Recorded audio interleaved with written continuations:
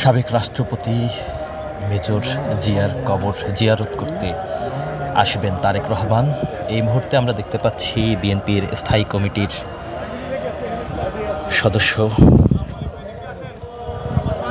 মির্জা আব্বাস, তিনি এই মুহূর্তে এসেছেন এবং তিনি নামাজ পড়বেন। সেই নামাজ পড়ার জন্য তিনি জিয়ার মাজার, যে শহীদ জিয়ার মাজারের পাশের যে মসজিদ, সেই মসজিদে তিনি নামাজ পড়তে আসছেন।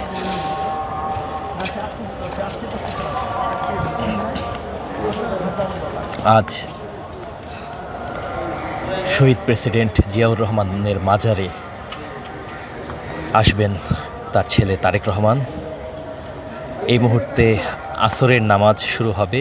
আমরা দেখতে পাচ্ছি মির্জা আব্বাস আসরের নামাজ পড়ার জন্য মসজিদ প্রাঙ্গণে উপস্থিত হয়েছেন।